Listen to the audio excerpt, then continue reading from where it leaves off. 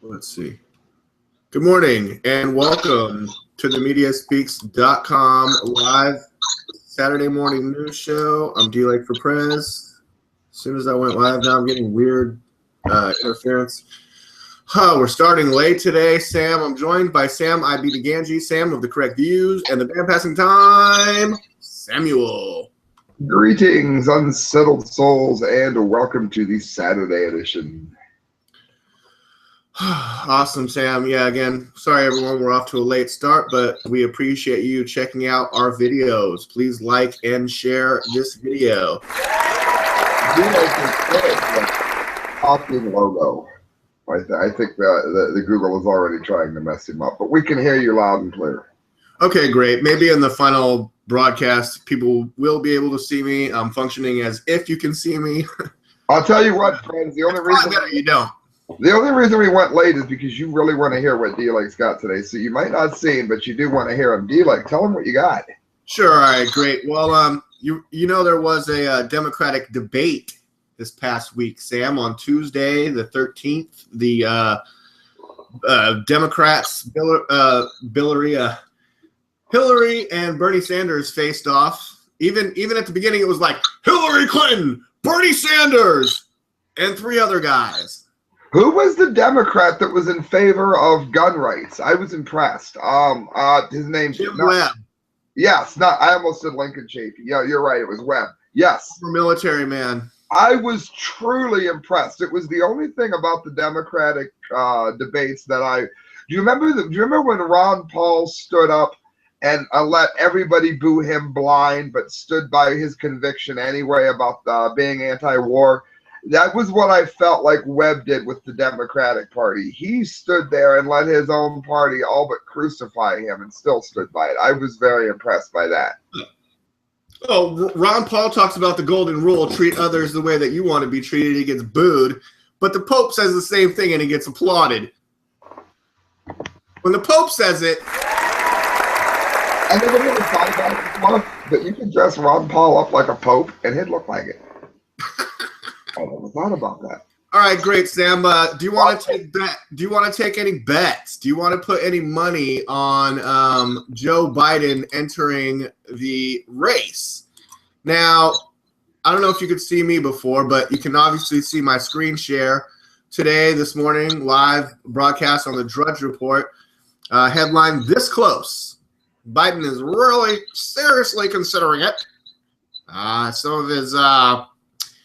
Some of his people, with his blessing, put out a letter saying that he's really, really, really close to a decision. Now, Sam, I think his decision won't come until after this Thursday, when Hillary Clinton is scheduled to appear before the House Select Committee on Benghazi. Sam, are you aware of that? I think he's going to do. I think if anything, he's going to do it if her poll numbers sink anymore. Or I think he would have done that if she would have been destroyed at that debate. And while I don't really like her, I didn't get the feeling that she was. I didn't get the feeling that she was destroyed. Of course, all the mainstream media and the pundits immediately declared her the winner. There was a lot of controversy on the internet this week because fans and the people seem to think, and supporters and numbers of supporters seem to think it was Bernie that won, and online surveys say Bernie won. But if the mainstream media channels tell you that Hillary Clinton won, well, then you can just assume that she damn won. She is going to face questions from Trey Gowdy's Select Committee on Benghazi that they've been, a couple douchebags that aren't even on the fucking committee come out and say it's politically motivated. Then they're supported by the Democrat in chief on the House committee, Elijah Cummings, who the only thing that's coming is the mouth. Well, Biden that guy's a laugh riot, in my opinion. Speaking of laughter, Hillary Clinton, when she was asked by Jake Tapper about her, the FBI investing her, he says, okay, Bernie Sanders gave you a pass the other day at the debate when he said, we're sick and tired of hearing about your damn emails. Now, if you ask me, you can take that two ways. We are sick and tired of damn hearing about it. We want to get to the issues, but we're not so sick and damn tired of hearing about it that we don't want to know the final outcome, I think that's important to remember, and it's what Hillary needs to keep in mind is Biden's lucky in that he's got a history of misspeaking, and he's got a history of it's just kind of like being the creepy old guy thing. But other than those two, which aren't really deal killers or anything, he is definitely creepy. I've done reports about his creepiness. I know. But I guess my bigger point is he doesn't have any major political baggage to him. That's going to be a huge help because, I mean, most of America's too stupid to realize that Obama's done a horrible job. But he's going to say, I've been vice president for 8 years. I've been in Congress for so many years. I don't have any major scandals behind me. I've never robbed anybody. I've never cheated any. And if he has, he hasn't got caught. I've never robbed anybody. I've never cheated anybody. I've never hurt anybody. I don't cheat on my wife. I don't break into offices and steal information on my political enemies. I mean, I'm not going to vote for Biden, but everything I just said is true. He doesn't have a reputation as being a really awful person, and that's going to help him. You're on mute. But yeah, D likes having tech. Yeah, no, you're right. Other people say that you know, another old white guy is not exactly adding to the diversity of the Democrats. Well, what's Bernie Sanders? Yeah, he's an old white guy. So is Webb and Chaffee. The only diversity is that Hillary Clinton's a woman, and she might as well be a man at this point. Yeah, I was going to say, we don't really know for sure that Hillary is a woman. We haven't found a doctor brave enough to test. Did you see any of the debate, Sam? I saw mostly the highlights, and I read extensively about it. Right. I mean, it was totally predictable in a lot of ways. I mean, me and my friend were saying that she's going to play the outsider card, that she's the outsider because she's the female.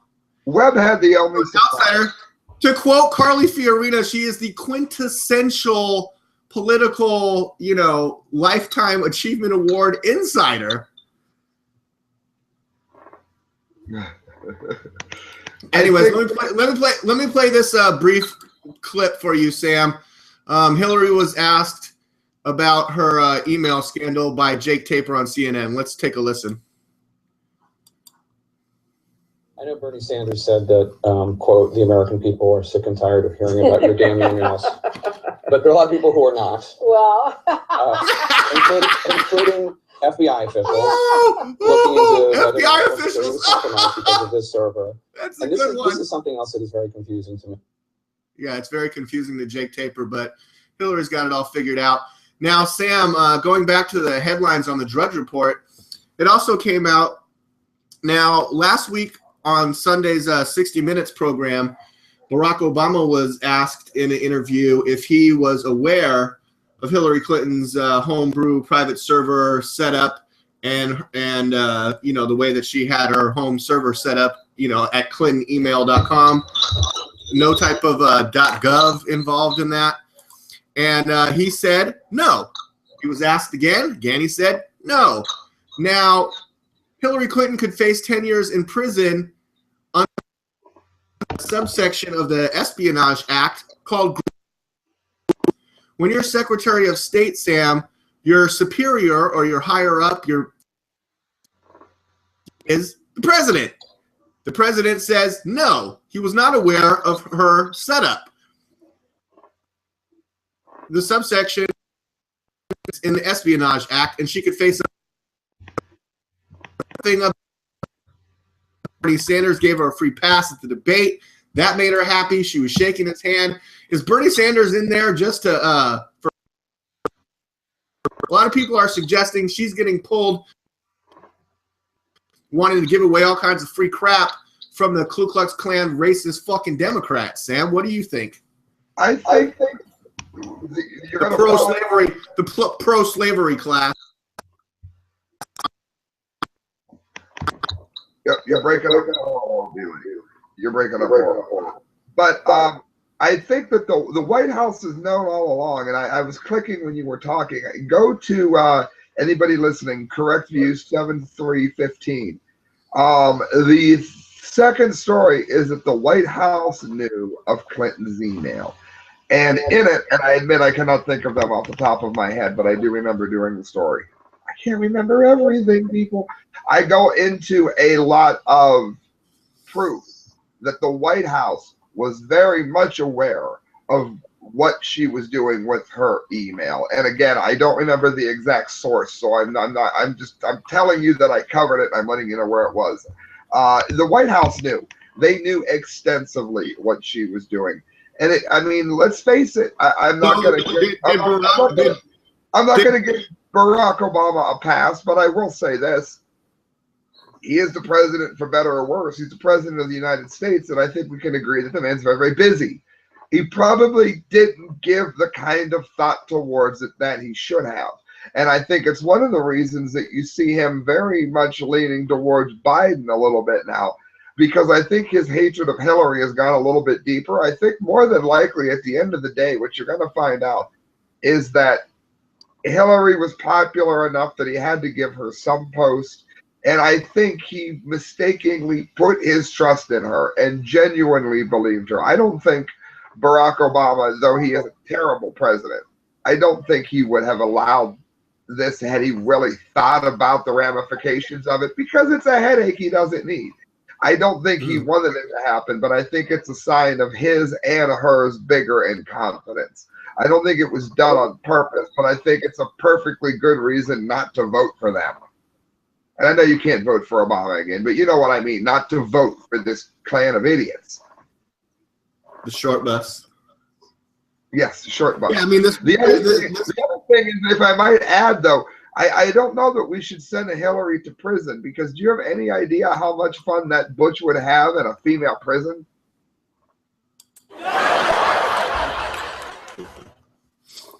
Yeah, that's funny, Sam. That'd be like the 72 virgins for the ISIS fighters. I mean, that's what she'd be in heaven. All right. Well, speaking of ISIS, this week they've been getting the shit knocked out of them by Russia. Have you seen any of that? Yeah, I'm glad that Russia is doing it, but I think that one of the issues is Russia gets a pass for something that America and Israel don't. And this angers me, because I don't think Russia needs to be thrown under the bus for this either. What happens when a country bombs a hospital or a church or a school? Why do they do that? Israel does that because they're terrible, evil people and they want to bomb the school. America does it because we're terrible, evil people and we want to go bombing hospitals. The 22-year-old running the drone deliberately woke up that day and decided he was going to blow up babies in a hospital. He joined the army just for that. No, he probably did not. What they do is they'll take some form of weaponry, be it some of the missiles that can be quickly moved from location to location, the launchers, whatever. They'll put it near, say, a hospital, and they'll use it or store it, or otherwise deliberately let the intelligence find out that the weapon is there. Then the nation, whether it's Russia, America, or Israel, and Russia always gets a pass on this. It's what pisses me off. Russia decides, all right, we're going to bomb that location. And that location, you know what? It's also a school. You can either leave the weapon there, in which case you might as well not even be in the war, or you could take the weapon out. And if you take the weapon out, you're accidentally going to hit a school during school hours. How do you think that weapon ended up there near school hours? Or do you think that Benjamin Netanyahu woke up today and decided to blow up children because he thought it would help his popularity rating on CNN? No, that doesn't really happen. There's no motive there. They're putting the weapons in locations where you have to bomb the location, so you take out the weapon, and now ISIS can say, look, you bombed the hospital. You bombed the hospital because you put a rocket launcher there, asshole. Oh, that makes me mad. And Russia gets a pass on it. That's my thought. For when Russia bombs a church, oh, it was an accident. When America bombs a church, it was on purpose. I'm so sick of that deal. Like, Yeah, no, I feel you, Sam. I feel your pain. Feel your pain. Just wanted to say two last things about the two topics that I put in the headlines about Will Biden run. I think he's waiting until after Thursday when Hillary will face the Benghazi House Select Committee. He wants to see how that's going to go. I mean, he skipped the first debate. The first debate, we were introduced to Martin O'Malley, Lincoln Chafee, and Jim Webb. For most of America, those three individuals, we got to know them for the first time. On this show, we're a little bit more informed. We talked about Martin O'Malley being the shirtless president. Remember when we talked about that? You know, Webb was trying to get time. He was trying to talk. He actually made some good points. I voted on Drudge Report that Jim Webb was the winner. did you really? You know what? Totally embarrassed himself, and then Wolf Blitzer. That's why D-Lake and I do this. We didn't plan that before we went on, but we have the same answer. That's awesome. Oh, did you say Webb won too? I was with Webb the moment he stuck up for the guns, and I'm like, oh, that. I will say this: I don't know much else about him, but he may have been the only Democrat that actually has a little bit of principle to him. And he has a war record. He is a military veteran of the Marines. He's a Marine man, and he worked in the Pentagon. I mean, I find him. Have a Democrat. If you have to have a Democrat, pick him. Yeah. Yeah, I mean, but that's what makes it easy for Hillary and Bernie to throw shade on him. Meanwhile, Hillary and Bernie were promising a bunch of free stuff.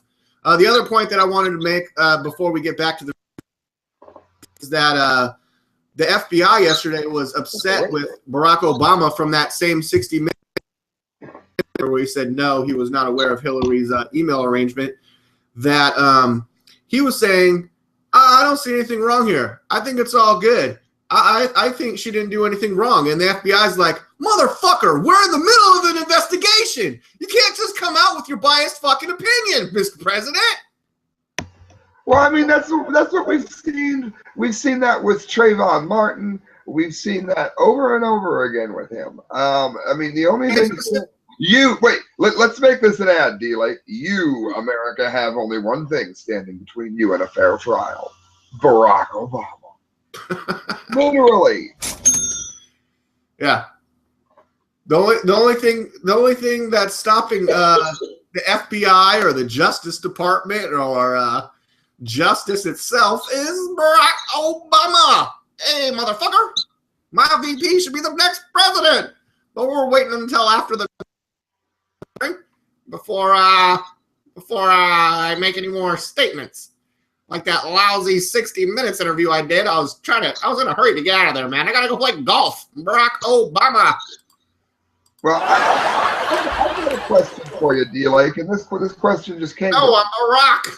Okay, sorry, Sam. Go ahead. I hadn't thought of you. Do a great Barack. Yeah, I mean, I'm glad you're working on your Trump because you do a great Barack.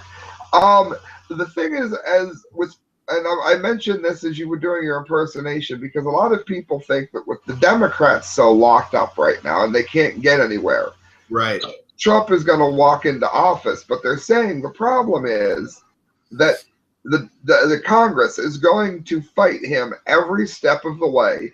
And there's the first 2.5 years of his presidency is going to be nothing but gridlock and fighting. All right, pause. Let's pretend that's right.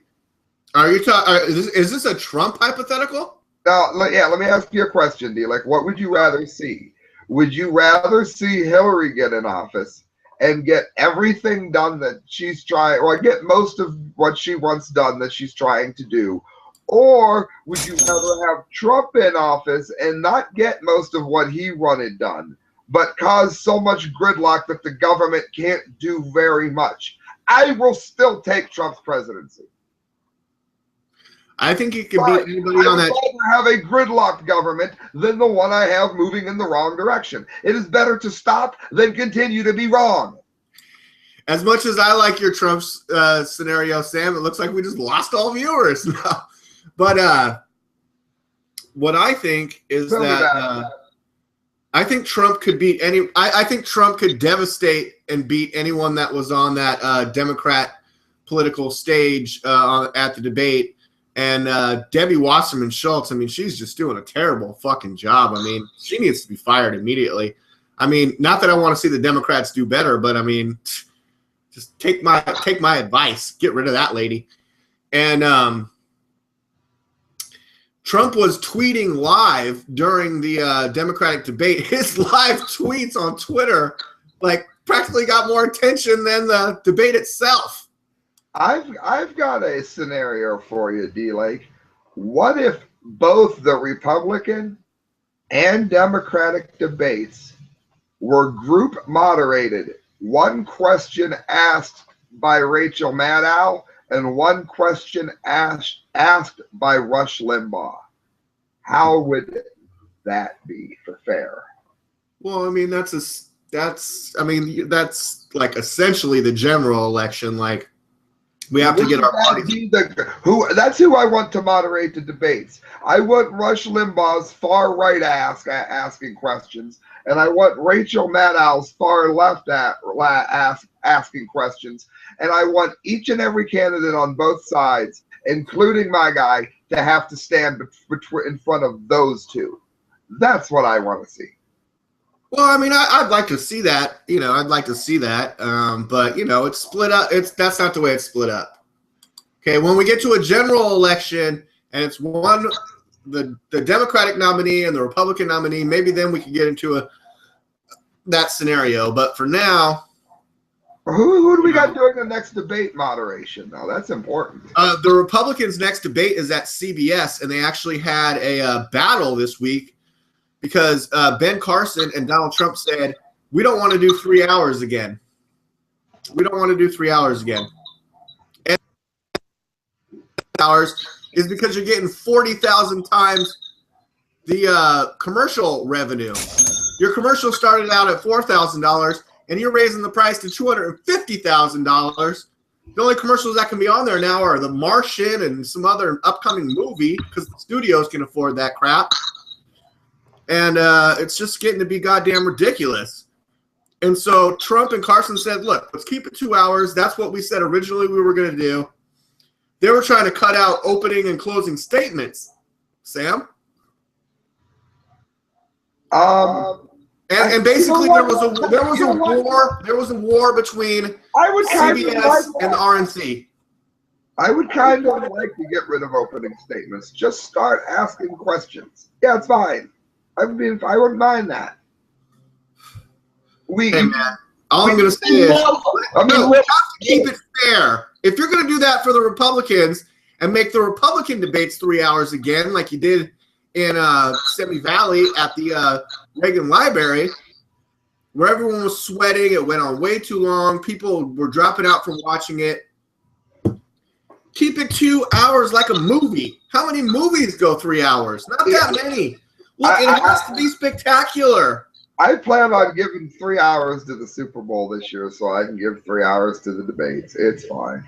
I don't mind it. I want them grilled. I kind of like them. I want them grilled. I'm probably going to vote for Gary Johnson. You know what I want? I want to see Gary Johnson grilled. Absolutely. Well, last night I posted a funny post calling Carly Fiorina a flip-flopper on Megyn Kelly because in the first minute she says 3 hours is not that long of a time, but then a minute later she's like, well, 3 hours kind of is a long time. So it's like, well, which is it, lady? No, but she makes some good points. You know, she did good in the first debate at the children's table. Then she got brought into the big boys debate. They had 11 people on stage, including number 11 Rand Paul at that time. Carly Fiorina said some shit, and she shot up in the polls. But sunk back to where she was originally in the polls. She pulled a Michelle Bachmann. She was popular for a week. And Trump has just steadily maintained a rising increase. Ben Carson's been getting a lot of media and getting an increase. And they're keeping that race tight. Ted Cruz is starting to come up. Rubio's starting to sink. Rubio and Bush are are going to go down together. They're putting each other's cement shoes on at this time, if you ask me. Christie's gone too, ain't he? Who's that? Christie. How did Christie go 3 hours without eating? Christie's is out too. He had a meat IV in his arm. No, it was chocolate donut IV in going right into his arm through the whole debate, so he was just fine. But yeah, I mean, I don't know who I would want in office. There's still going to be 10 people on the main stage, though. We need to start splitting it up to like 6 and 6 or something. Like, we need to wean this shit, man. Come on. Is it wrong to say I would rather have Bush than Christie? I can't think of anybody that I would want in office less than Christie. Let me tell you something about Chris Christie, Sam. Because the Democrats, they were catching heat from pundits and people this week because it's like I said, it's like 5 old white people. Of course, one of them was a woman, so that's their diversity.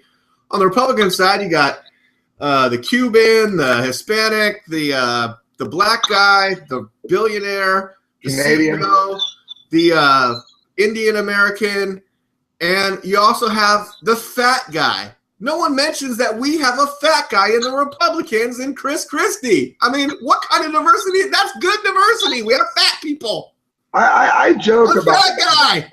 Where's the Democrats' fat guy? That's what I want to know. They have the show's president, Martin O'Malley. I mean, boy, he's been working out. The Democrats like to give stuff away. They gave all their food away. But in Christie's thing is we're going to live in 1984. Yeah, I mean, even if the guy lost weight and was in the next Terminator movie, especially if you smoke weed, we would literally be living in the worst possible scenario where government overreach is everywhere, taxes are high, wars are nonstop. Christie, oh my God, the more he talks, I'm like, wow. I didn't think there was anybody on that stage that I wanted in office less than Bush. There is, and it's Chris Christie. All right, Sam. I guess I had a lot more to talk about than I thought I did at the beginning of the show this morning. I'm like, what the hell am I going to talk about? But it seems like we're on a roll. Well, you had a couple things, a couple of stories that you wanted to bring up. Sam, why don't you get to one of those? This is a short one. I thought it was interesting. InfoWars said they were proven right. Automakers faking emissions test predicted a month before. And I know this is a sort of a different topic here, but I think it's interesting because we're being sold this. You're supposed to be taxed. You're supposed to pay for all these things that your cars are doing to the environment. Where Mercedes-Benz, Honda, Mazda, and Mitsubishi, all of them, have joined a growing list of manufacturers whose diesel cars are known to emit significantly more pollution on the road than regulatory tests. This is from The Guardian. Basically, what they're doing is scamming you and trying to get you to buy these cars that are with these special things so that you don't hurt the environment. When in reality they're not doing anything to stop the emissions. Anyhow, the numbers they gave were fixed.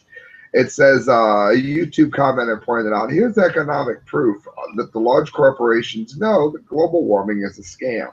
It's a means of restricting your freedoms, autonomy, and raising taxes for global governance. These are the same execs who sit at the Bilderberg table, follow what they do, not what they say. In other words, how much did you pay for your car so that you could save the forest? Guess what? It's the same emissions just about as everyone else. The numbers were fake. Thought that needed pointed out. Be like, emissions. Well, it says InfoWars was proven right. They knew it was coming. What else you got, Sam?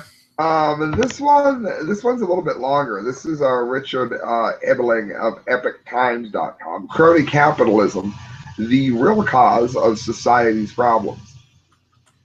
And I'm going to kind of scan through this. I'm going to let D-Lake keep us moving along here, but I do want to read the beginning to lay the groundwork for what this article is saying. And look it up, friends. This is some real nuts and bolts of what's wrong with everything here. As soon as I saw this, I bookmarked it. Since the economic downturn in '08, the critics of capitalism have redoubled their efforts to persuade the American people and many others around the world that the system of individual freedom and free enterprise has failed. These critics have insisted that it is unbridled capitalism. In other words, what America was supposed to be. It was set loose on the world, which is the source of all of our personal and society misfortunes. Pause. That's not what Greece did. That's not what Spain did. We see them as very socialist nations, and how are they doing? That didn't work out so well for them. So that's problem number one. Right, Sam. And if you could sort of relate this to like Bernie Sanders' socialist / communist platform, and talk about how the Democrats were attacking capitalism, but what does that really mean? Yeah, how has communism worked for Cuba? It hasn't worked very well. How has whatever it is that you want to call that North Korea is doing? How's that worked out for them? It didn't work out very well at all. So I mean, to attack capitalism because we're having problems with its abuse here, to not notice what the other systems have done with their abuse is just hypocritical. And I think Bernie Sanders and his followers miss that. It says we hear and read this, but not only in popular news media and out of the mouths of political pundits too. We also see an election of radical socialists to the leadership of the British Labour Party and self-proclaimed democratic socialists, that would be Bernie, riding high in public opinion polls for the Democratic nomination for presidency. And it says upon first observation, it would look as if that were the case. Well, the heavy hand of regulation. Listen to this. This might be part of the problem why capitalism is failing. Maybe we don't really have capitalism, do you like? Maybe we've been lied to. It says what we live under is a heavily regulated, managed, and controlled interventionist welfare state. Well, do you like? Does that sound like capitalism to you? It says the over 80,000 pages of the Federal Reserve Register, the volume that specifies and enumerates all of the federal regulations that are imposed on and to which all American businesses are expected to comply, is just one manifestation to the extent to which the government has weaved its spider's web of commands over the business community. Now, this guy was like all lyrical on that, but I'm going to go ahead and let you know exactly what it is he's saying. I can tell you from firsthand experience. My brother and I wanted to open up a nightclub, and we knew that it would do very, very well. Very well. There was a nightclub. There wasn't one in the area that wasn't spinning like top 40 mind rot. There was no place that was booking bands that weren't cover bands, and everybody in this area was so sick of it. I'm in Canton, Ohio, for those watching. So my brother and I wanted to open up a club, and the amount of red tape and the amount of money you have to open up a club is absolutely astronomical, and we weren't able to afford to. A man named Buzzbin Mike opened up a place now here called Buzzbin, and it is exactly the success that my brother and I had predicted that a club would be 6 or 7 years before Buzzbin Mike opened one. And it wasn't like he stole the idea. He would just, had the money or whatever. But that's my point, isn't so much that as why do we have this much regulation and taxation? Why is the government over everything? It's really running a bar isn't that big of a deal. We don't need all these restrictions on alcohol licensing and all of this crap that they want to send upon you. We don't need it. It's holding back the country, and it has nothing to do with capitalism. It goes on here, the Small Business Administration has estimated that compliance costs imposed on the American enterprise by this mountain of regulation tends to be upwards to $2 trillion a year. Now, let me ask you the question, what part of $2 trillion in regulations for small businesses, and you own Sticker Junkie, tell us, what's that have to do with capitalism? A co-owner of Sticker Junkie. Well, what have you seen? Let's pause here for our listeners. What have you seen as a small business owner, Well, does it look like capitalism to you? I mean, there's a difference between capitalism and what this article is talking about, crony capitalism. And when regulations are put in place to advantage you and your buddies, and when lobbyists spend $3.25 billion in the pursuit of privileges for some at the expense of others in society, then we have a problem. This is reading from the article that you brought up, Sam. Just alone in 2013 and 2014, over $500 million was spent on lobbying activity by the financial, insurance, and real estate sectors. Ideological and single-issue groups spent more than $352 million. Lawyers and lobbyists, how much did Black Lives Matter spend? Did you see they asked the Democrats, do Black Lives Matter or do all lives matter? What the fuck kind of question is that? What the fuck? I keep bringing it back to the debate because that was this week's big news, Sam. But yeah, these lobbyists are. I mean, we want lobbyists dictating to us what small business can do, Sam? Then we're going to take money away from small business and the middle class, Sam? What kind of sense does that make, Sam? And they do it. They say, "Oh, well, we have to test things for their safety." Look, you can either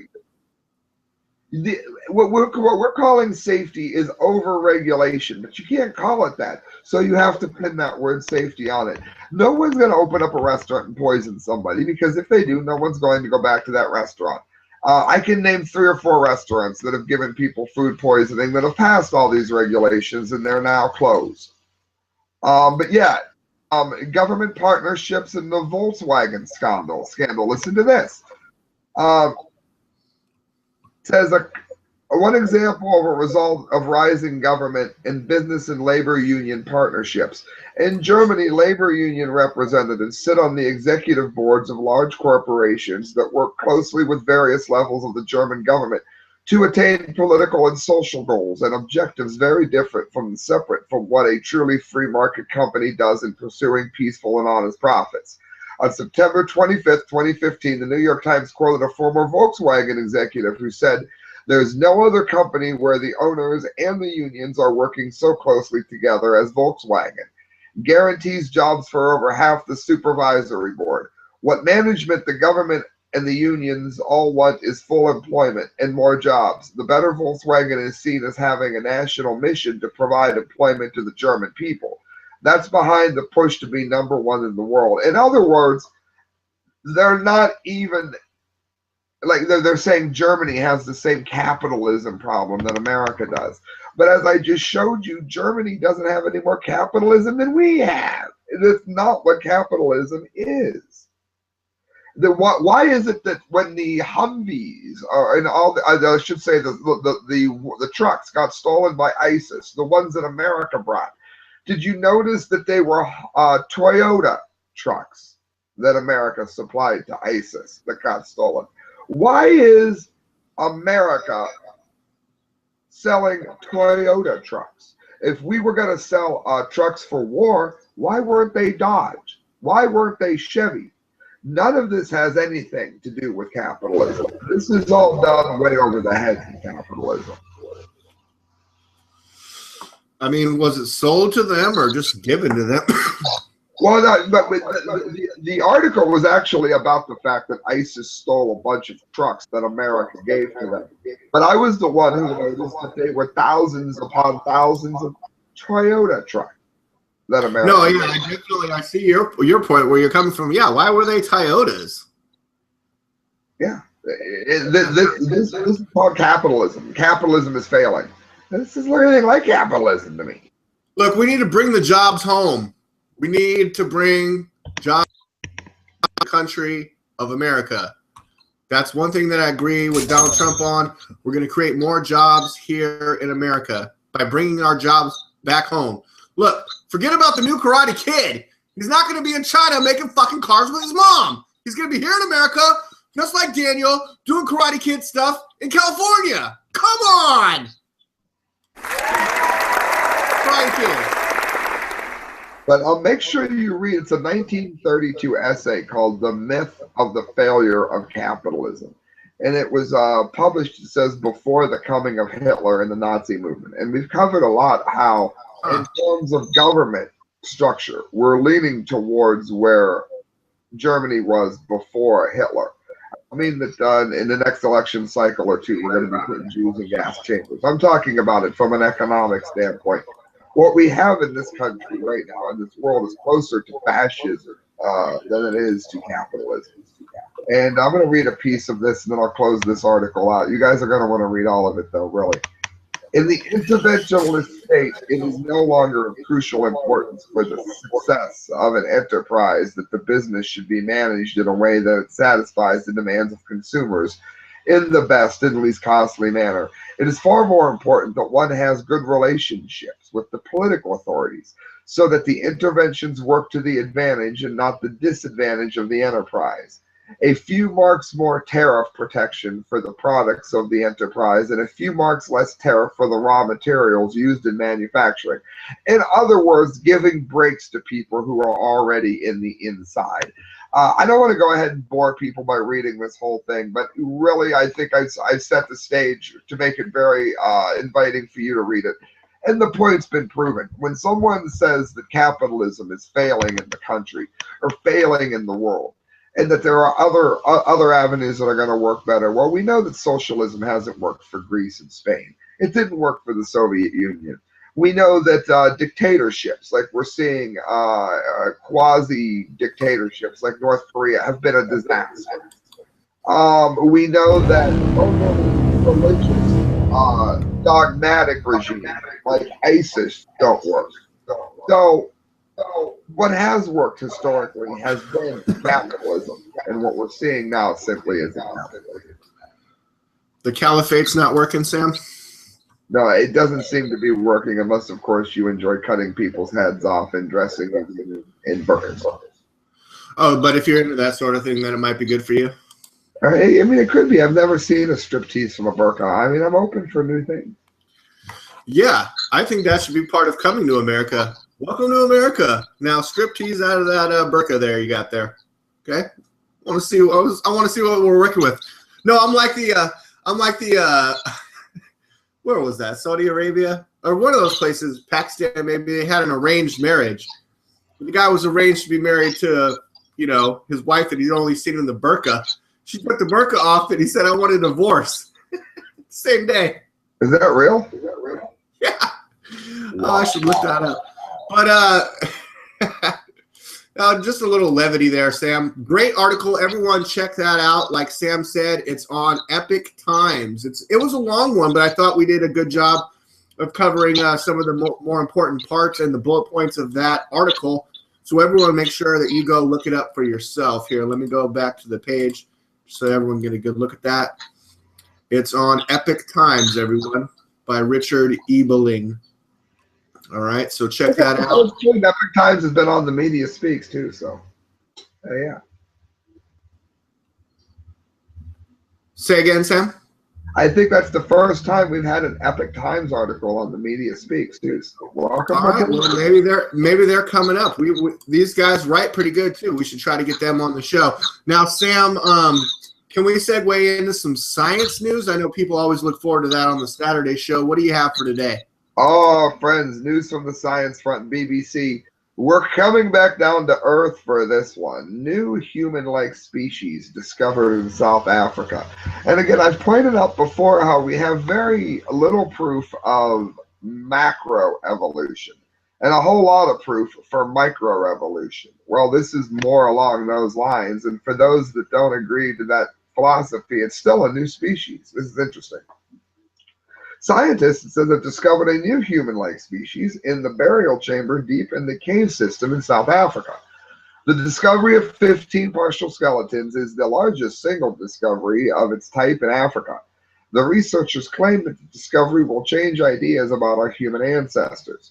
And also, studies have been published in the journal Life. It looks like Elf, which is funny. That indicates that these individuals were capable of ritual behavior.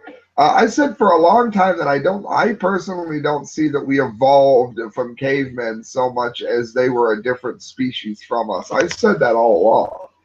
The species, which has been named Naledi, has been classified in the grouping or genus Homo, to which modern human beings belong. The researchers who made the find have not been able to find out how long ago these creatures lived. But the scientists who have led the team, Professor Lee Berger, told BBC News that they believe they could Now, be. I know, Sam. I know, Sam. But can you just clear this up for our viewers and people that might not know, like, scientific and biological and genealogical terms, or what would that term be called? Look, you can't just go around calling people homos, Sam.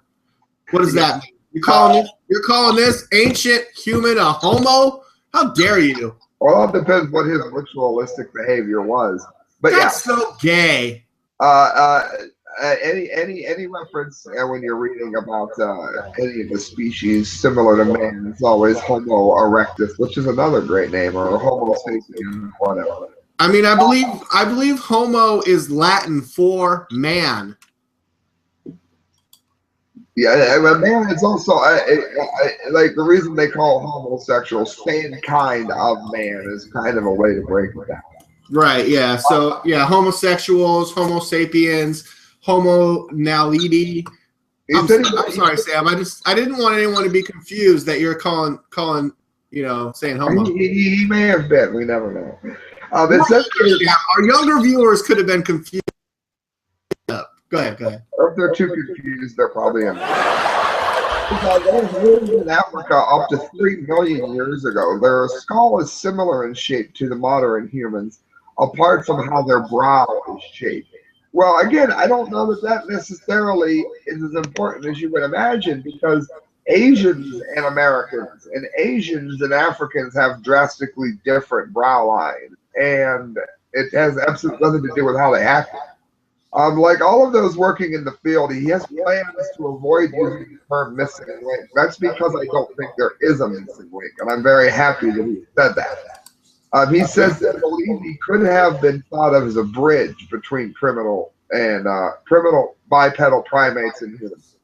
We've gotten the idea of recovering one fossil that turned into multiple fossils. That turned into the discovery of multiple skeletons and multiple individuals. By the end of a remarkable 21-day experience, they discovered the largest assemblage of fossil human relatives ever discovered in the history of the entire continent of Africa. You want to talk about a win? This man is going to be smiling for the rest of his life. That's the equivalent of remember the year Michael Jackson went on the Grammys and won 12 awards. This is like that. This guy, if he doesn't have a Nobel in his future, then Nobel is totally useless. It says it was an extraordinary experience. I bet it was. He said it's a very important discovery. Understatement of the year. It says we're seeing more and more species of creatures that suggest that nature has been experimenting with how humans evolve. I disagree with that. I think it's proving that that we did not jump species, that many species have replaced other existing species, which is what we're seeing today. I don't think we evolved at all. I don't think we were ever fish. I think fish were always a separate species, just like the Naledi is. I want to see the bones that are kept secure in they're in the Witwatersrand University. And you can see here the pictures. The Naledi left hand, palm side up, is a little bit different from modern man, but not significantly.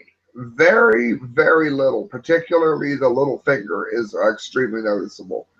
The wrist and palm are extremely similar. In other words, we're not necessarily talking about cavemen here. I would argue that maybe if you were taking one of these Naledis and he was born now, but I mean, he didn't have to go living in hunting and spearing, I bet you he might rival our intelligence, would be my suggestion. I don't know if it's true, but I think there are a lot of things to it. Maybe at some things like hunting or something like that he was. Agriculture, things like that. I bet you he'd be just fine today. It says, especially when you look at the size of his brain. The whole of the 15 partial skeletons includes both females and male, well, I would imagine, of varying ages, from infants to the elderly. The discovery is unprecedented in Africa and will shed light on how humans they're claiming first evolved. This is really interesting. So I had wanted to go and bring it out for everyone to look at. It shows the differences in their foot, which again, very, very few differences. The ends of their toes look like they are a bit bigger. That seems to be about it. They're really not that different from us. Since I visited the site of the find, it's called the Rising Star Cave. It's an hour's drive from the university, from the cradle of humankind. They had small women who were chosen to go into the tunnel because it was very narrow. They had torches. It took 20 minutes to get to the back. And the first time he went to the evacuation site, he likened it to a feeling that Howard Carter must have felt when he entered Tutankhamun's tomb. So, I mean, amazing find, amazing win for that team. And I heard Science Front. I heard King Tut was buried with a full erection, a 90-degree boner. Well, that was Tutankhamun. He was talking about Tutankhamun, but King Tut may have been. He wasn't tutting around. Yeah, not tutting around here. Speaking of amazing finds, Sam, great report. Thank you. You would call that an amazing find, wouldn't you? I would. Here's an amazing find that I read about this week. This news is from this week, 2 days ago. A $2 photo found at a junk store has Billy the Kid in it and could be worth $5 million. Sam, have you heard about this?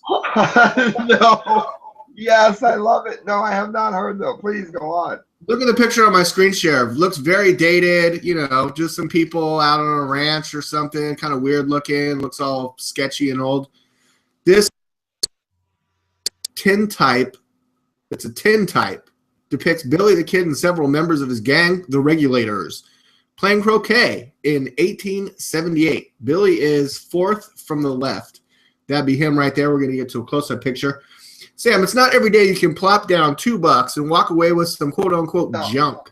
Do you like worth a fortune? But that's what happened when a collector purchased an old-timey photo from a Fresno, California antiques shop. It turns out the infamous, and the shop owner is kicking himself in the ass right now. It turns out the infamous outlaw Billy the Kid is in the photo, apparently taking part in a leisurely game of croquet. The image could be worth up to $5 million. I just was looking this up. I think they already sold it for like $2.3 million or something. And he is. Yeah, in a statement, Why is his face blocked out? I'm sorry, what? Let's go back up this. Why did they block his face out? They didn't block his face out. That's him right there. It looks blurred. Well, I mean, Sam, it's an old-timey photo. The other guy looks great. That sucks. What? He has a lot of scars or dirt on his face. You know what, though? That's amazing. They sell these old pictures at this little shop by my house. And you can see it better there. You can see it better there. Christelle goes into this little shop, and they've got these pictures from like 100 years ago, and you can buy them literally for 50 cents, $2. Yeah. She always wants to buy them. Now you've made it so that when she hears this, she's going to go crazy. Yeah, no, I have some old-timey photos, too, like just stored away. I bought them at a thrift shop here in California. I mean, not too far from where this photo was purchased, but I've never taken them in and tried to have them appraised or identified. They're like, oh, do you like some more Billy the Kid pictures? This is awesome. Here's $20 million. Well, the only other known photo of the outlaw was taken in Sumner, New Mexico. That photo pulled in $2.3 million. But this, they might get as much as $5 million. And I don't see it in this article, but on the original Breitbart article that I went to 2 days ago, it said that there's going to be a new documentary movie coming out soon this month with Kevin Costner as the host, talking about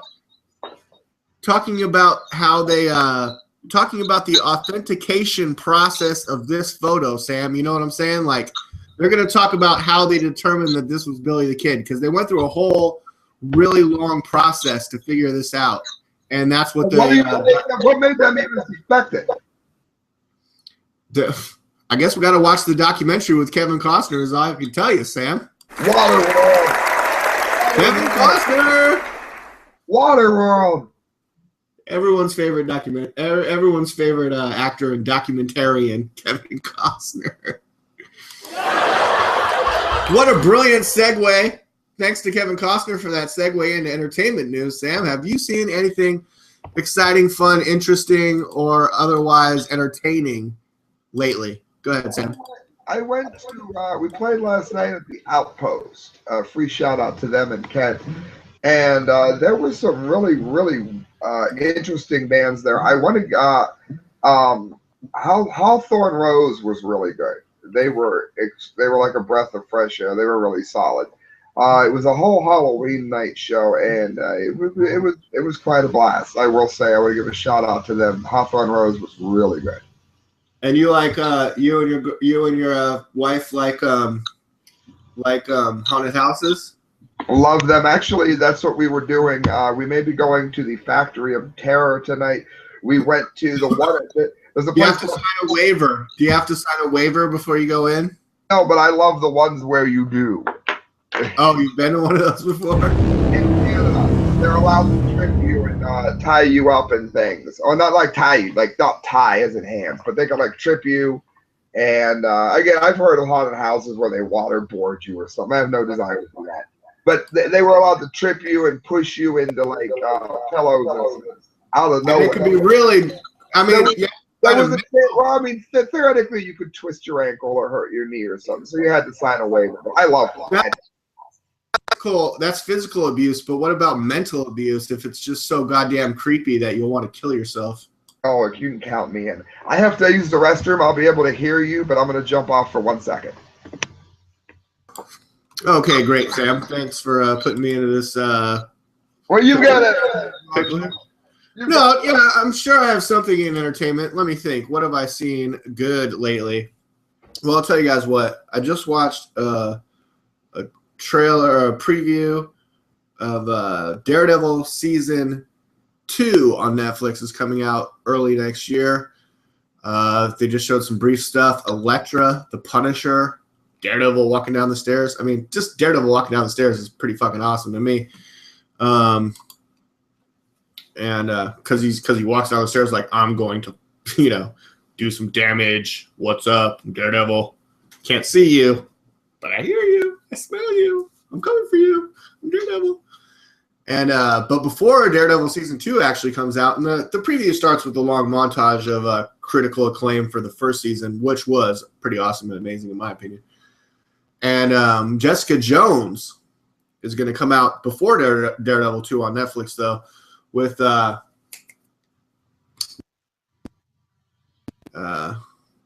her name? Christina Ritter. I think is she the daughter of John Ritter? I love that guy. Three's Company. But it looks awesome and amazing. Jessica Jones, if you don't know, she's basically like Supergirl or Superman, but she's got amazing powers. She can fly.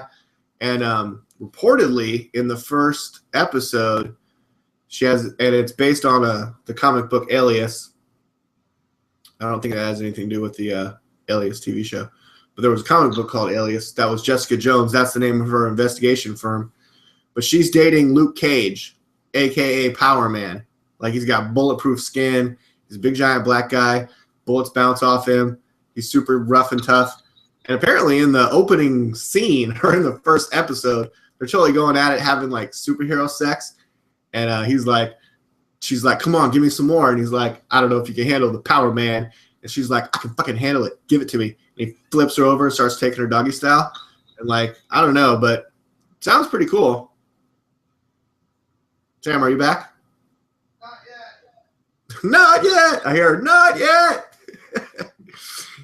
Anyways, yeah, that's awesome. But Power Man looks dope. I mean, he's not going to have the tiara and the yellow collared shirt and all that. It's going to be, modern day times. I mean, even Daredevil was updated and his friends were updated, the way they dress and look. But Luke Cage is reportedly going to say Merry Christmas, which was one of his catchphrase lines from the comic books. I think in 2020, if I had to guess what Marvel is going to do with those three movies, or even before then, maybe Guardians of the Galaxy 2, I think we're going to see more Howard the Duck. And I don't know if you guys know this, but Howard the Lucas. Duck.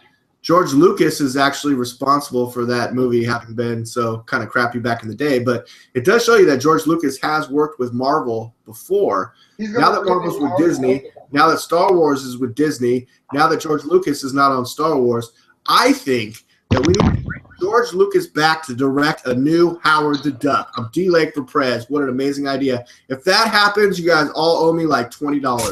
Now, I'm D. Lake for Prez. You said that was the daughter of somebody from Three's Company?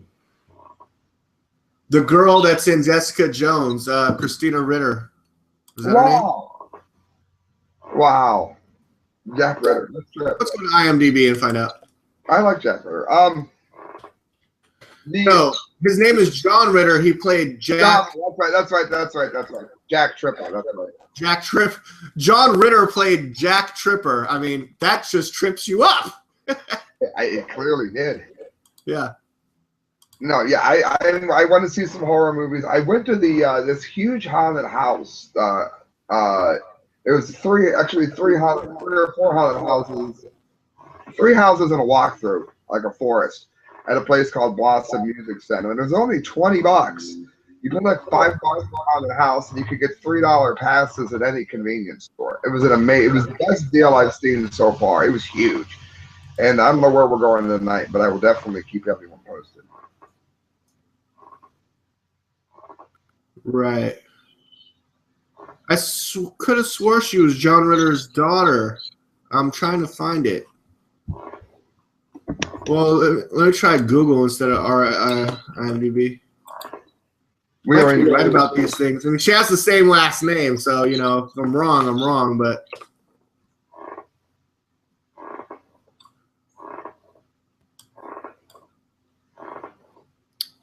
She was on Breaking Bad. Really? Everybody's on Breaking Bad. Wait, her parents are Kathy Taylor and Gary Ritter? I thought she was John Ritter's daughter. Okay, so I'm wrong. Hey, I got wrong. Look, what a great show host. I started talking some shit. I was wrong. It happened. Pardon me, excuse me, forgive me. I'll try to never do it again. Sam, go ahead. I saw something. I'm like Hillary Clinton, Sam. All I have to do is say, I'm sorry, laugh a little bit about it, and it all just goes away. I did nothing wrong, Sam. I didn't lie. It's been wiped from your record. Hey, I came across something yesterday I hadn't expected. I watched The Twilight Zone when I came home from our show. It's going to be, we're posted soon. It'll be up for everyone. I came home and watched The Twilight Zone, and I have to say, one of the least musically talented people that have ever existed, ever. The Twilight Zone, what? The movie? The version of The Twilight Zone where Korn does the intro music. I was watching that, and one of the most untalented people in all of music history has got to be Usher. I mean, he's just terrible. And he played in this episode, and he can kind of act. He should give up music because he sucks at it. His voice is terrible, and his lyrics suck, and his music's mind rot. I was floored. He actually acted okay. I'd much rather see him as an actor. I've always felt the same way about Justin Timberlake. Some of the worst music I've ever heard. Oh. So is the Twilight Zone theme by Korn good? Yes. Let's find out.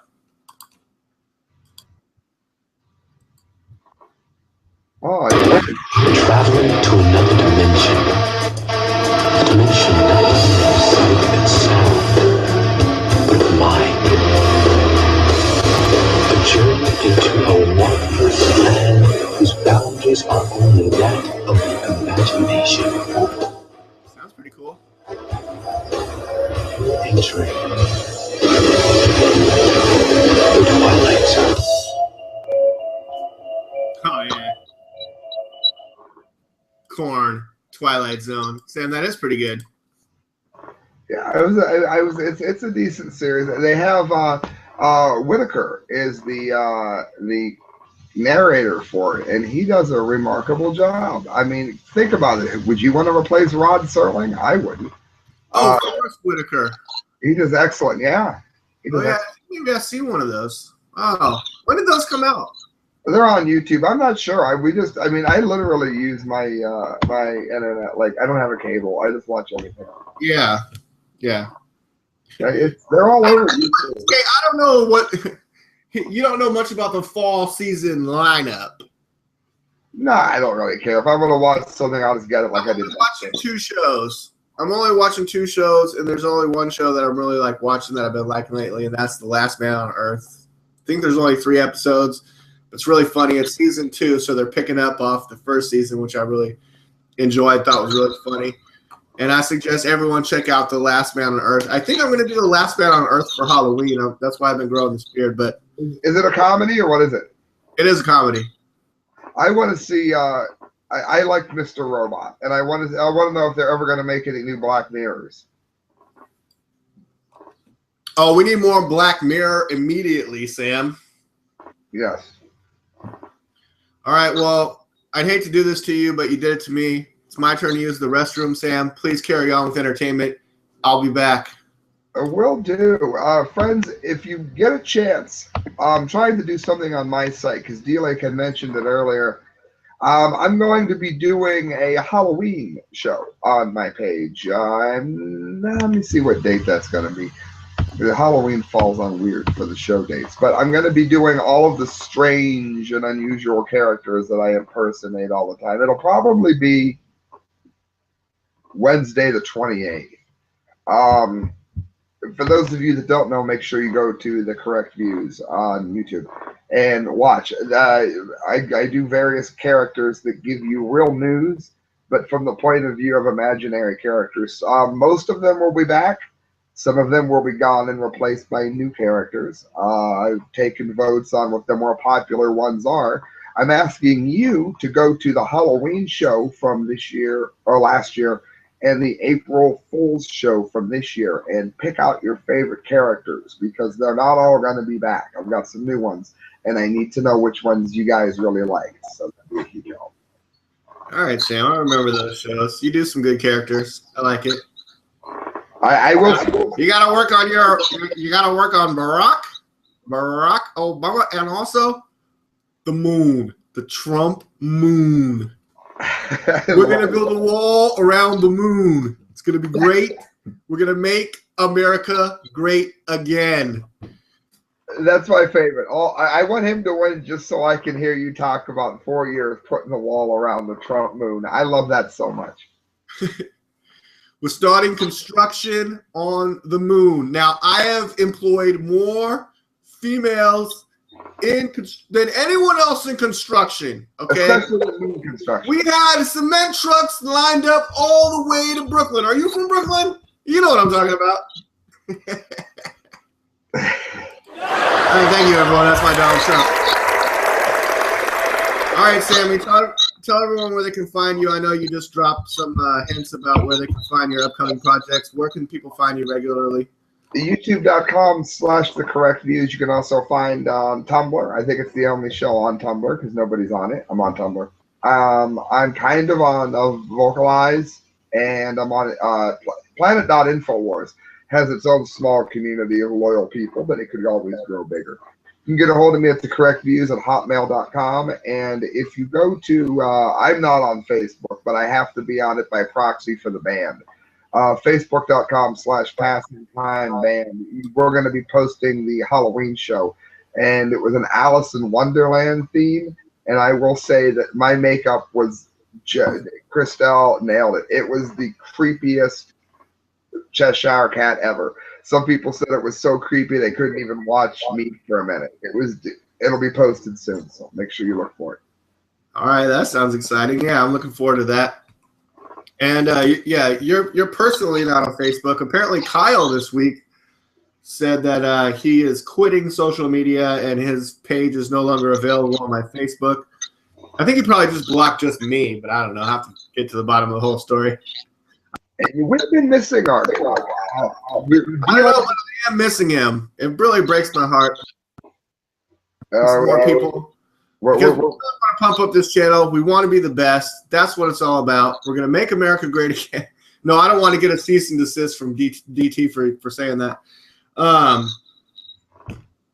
got to do it like him, so it's an impression. We're going to make And you can find me on David Lake at YouTube. Just type in David Lake. Type in D Lake for Prez. You'll probably find better videos. Look for the Captain America Shield. Find me on the Media Speaks DOT.com on YouTube. I am still on Facebook, but I mean, all these people lately are migrating. I just started playing Words with Friends on there, and like, I try to not play too many games. Like, I don't know. Internet games have a way of consuming people. So I play like one game, and then it's like, you cannot play another game for 12 hours. I'm like, cool, works for me. I'll play it again tomorrow or maybe the next day. Is that what it does? Yeah, you only have 2 credits, and then it's like, would you like to buy more credits to keep playing right now? And I'm like, oh, I just don't want to enter my credit card into anything like that.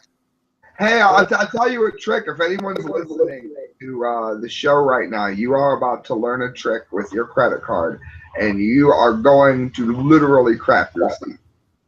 What you want is you want to go ahead and on a notepad, on a computer that's not online, you want to go ahead and you want to type your credit card information onto a notepad. And then put that onto any kind of a jump drive device. And put that notebook, that notepad document on your desktop. Then, when you order something online, you highlight, you copy paste.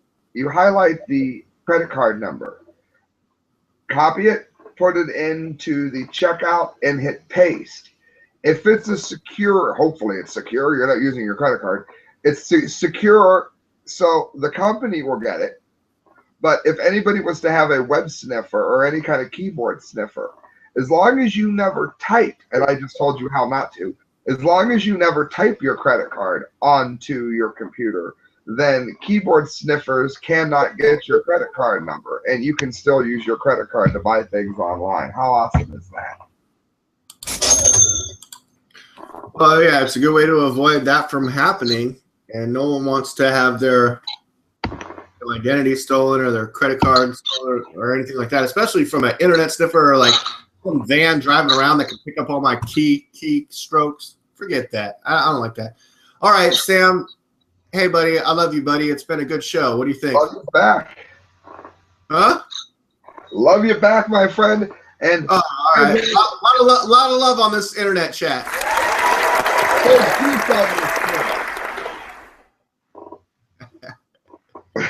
We love Kyle too. Pour juice on your chin. Get in here.